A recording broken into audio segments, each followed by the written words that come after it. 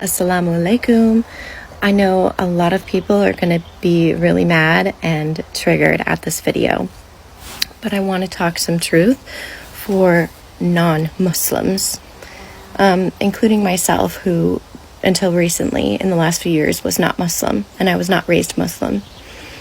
One of the biggest critiques about Islam in today, and especially from non-Muslim families that I have experienced and heard and thought of myself, is that we've heard that Prophet Muhammad married a 6-year-old.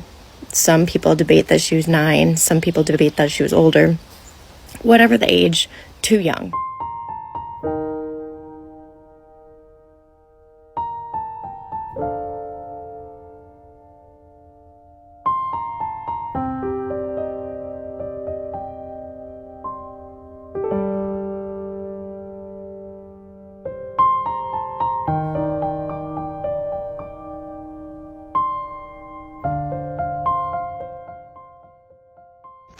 So I said the most embarrassing thing as a new Muslim.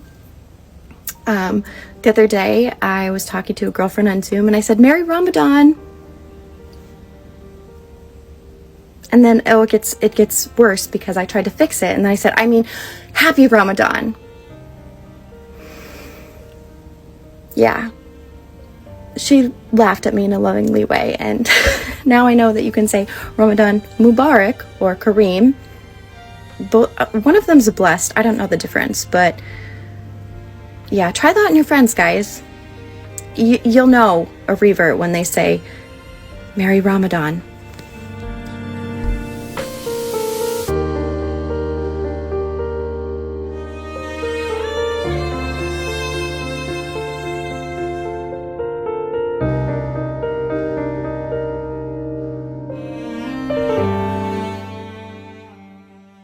Assalamu alaikum.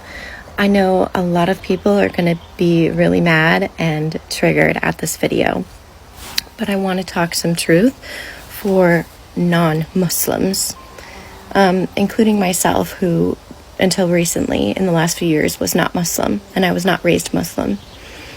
One of the biggest critiques about Islam in today, and especially from non-Muslim families that I have experienced and heard and thought of myself, is that we've heard that Prophet Muhammad married a 6-year-old.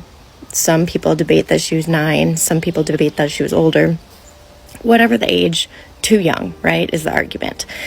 And I remember going to an Islamic Muslim site as a non-Muslim and asking this question and saying, "Whoa, isn't he a pedophile?"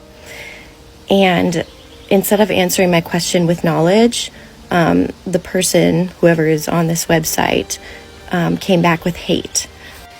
And they started swearing at me. This so-called Muslim told me that I need to learn and I need to check myself and I'm going to hell and all these things. And so I took a step back from Islam and I said, whoa, if this is what Islam is about, I don't want to be part of it. I was just asking a question because it looks bad and I'm hoping you could give me some enlightenment to explain this.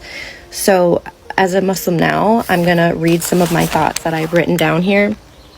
My notes along the journey to answer this question for people like me who are too scared to ask it because they're scared they're going to get yelled at by the Muslims. All right, so the Prophet first came 1400 years ago, right? This was a very different society. Since the beginning of the Prophet's time, there have been attacks on his character in hopes to discredit him.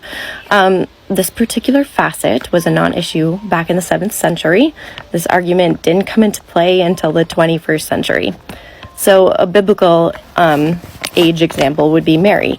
Now, it doesn't state specifically in the Bible how old she was. However, there have been many studies and they're debating that she is in her early teens, and Joseph is as well in his teens. Muhammad realized that he couldn't simply reform Arabic culture as a whole without making enemies or gaining powerful allies. At this time, the easiest way of forming alliances was through marriage. Muhammad knew it wouldn't be good enough to simply form a group of believers, and he had to be protected politically and through the military.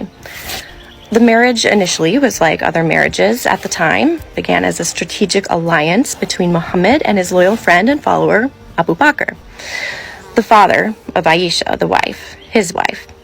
And understanding the importance of the marriage as more of a forged alliance rather than a sexual attraction, we can gain more of a historically relative perspective to the reasoning behind why Muhammad married the woman he did. Another piece of information to take into consideration is reading Aisha's journals, which never once talked negatively about their relationship, leading us to believe that nothing was ever forced or abusive. A little bit of history that I didn't know that I learned from research is that Aisha was previously engaged to be married to someone else before she accepted Muhammad's engagement. So she herself chose, and her father chose Muhammad as the right choice for her. USA marriage laws until recently was 12 for a female, 14 for males, and originally English civil law until 1753. And by default, these provisions became the minimal marriage ages in colonial America. And I'm not arguing for these. That's not a good thing in today's day. But I'm just arguing that it's not as crazy as we think it is, because this happened all the time, and it was looked at differently back then. So back then, she was not a child if she had her menses, and women of all religions and cultures and societies back then married early. And so it's different than in today's day. One of the issues I had coming into Islam was I felt that there's a little bit of misogynistic tendencies in a few different forms, but the one I'm going to talk about today is marriage. It says in the Quran that Muslim men can marry women of the book, but Muslim women are only allowed to marry Muslim men. And I didn't like that, and I didn't understand it. But I thought if I could understand this better, then even if I don't like it, at least I understand it, and at least I can, see the reason for it being that way. And so I asked one of my friends why, and he's a born Muslim, what he thinks. Originally, my thoughts were, I'm not going to have any Muslim men in my town, so I am going to just marry a Christian. I'm just going to find a good man, a man who is a Jewish man, a Christian man, Zoroastrian man, someone that believes in God, believes in one almighty power, and has a good heart. He's kind to people. He does good deeds. He is a selfless person. Somebody that has a good heart. That's who I want to marry, even if he's maybe not Islam. But if he accepts me, I'm going to accept him, and we can both be accommodating, right? That's what my initial mindset was, and that I thought that's who I would have to marry. So I was reveling with this, I guess, commandment in the Quran, and I wanted to know the reason why. So what I found is that my friend told me that when you have children, it's your duty as a parent to raise them in the best way you can, to give them the best life, the most fruitful information that you can, and shower them with love and with mercy and kindness, just as God does for us.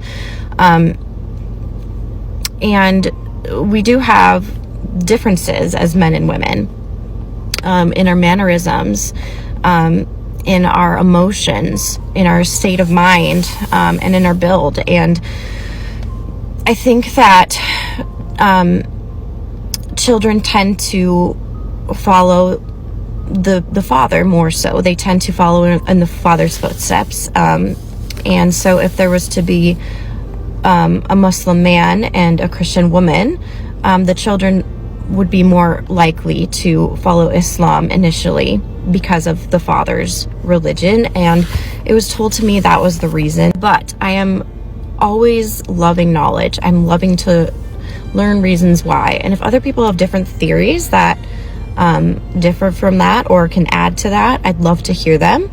I constantly am trying to learn and trying to better my deen.